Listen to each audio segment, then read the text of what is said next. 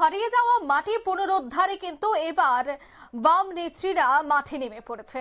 2018 সাল থেকে দেখা গেছে যে বাম নারী সংগঠনগুলি কিছুটা দূরত্ব বজায় রেখেছিল এবং বিভিন্ন যে কর্মসূচি রয়েছে বা যে সভা রয়েছে তা থেকে কিন্তু কিছুটা দূরত্বে ছিল বাম নারী সংগঠনগুলি। কিন্তু এবার তারা ধীরে ধীরে মাটি আঁকড়ে ধরে রাখা বা তাদের দল আরো মজবুত করা, তাদের সংগঠনকে বিশেষ করে বাম যে নারী সংগঠনগুলি রয়েছে তাদেরকে চাঙ্গা করতেই কিন্তু বিশেষ পদক্ষেপ বা বিভিন্ন পরিকল্পনা, তার পাশাপাশি বিভিন্ন কর্মসূচি হাতে নিচ্ছে। ঠিক তেমনি আজ দেখা গেল একটি সম্মেলন, যে সম্মেলন সামনেই রয়েছে সেই সম্মেলন উপলক্ষে পথচারীদের মধ্যে চারা গাছ বিতরণ করা হয় আগরতলা ধলেশ্বর এলাকায়। প্রস্তুতি কিন্তু এই মুহূর্তে চূড়ান্ত। ভারতের গণতান্ত্রিক নারী সমিতির পূর্ব আগরতলা অঞ্চল কমিটির উদ্যোগেই এই কর্মসূচির আয়োজন। হাতে একটি চারা দিয়েই কিন্তু এই চারা গাছ বিতরণ কর্মসূচিটি তারা পালন করেন।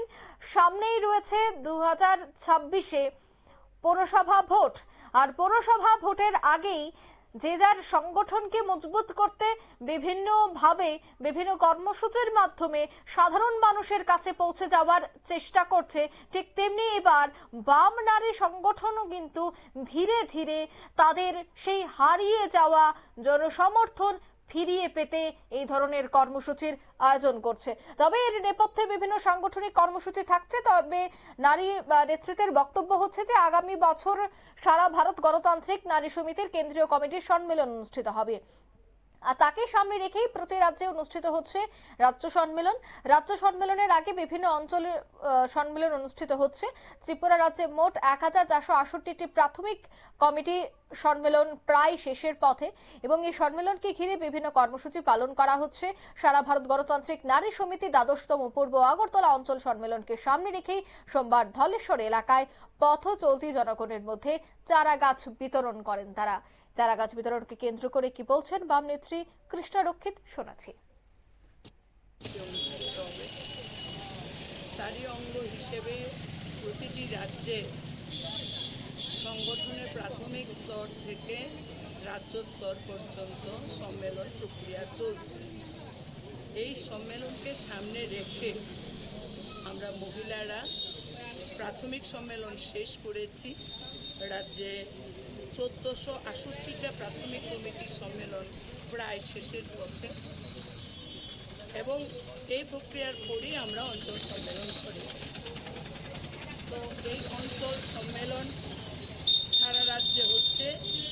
আমাদের এই পূর্ব আগরতলার দ্বাদশ অঞ্চল সম্মেলন সংগঠিত হবে আগামী 21 তারিখে। তার আগে আমরা বিভিন্ন অঞ্চল বিভিন্ন ধরনের প্রোগ্রাম করছে। তো পূর্ব আগরতলায় এখানে বৃক্ষ দানের যে কর্মসূচি তারা এটা গ্রহণ করছে। তো আমরা এই কর্মসূচিতে আমরা অংশগ্রহণ করছি।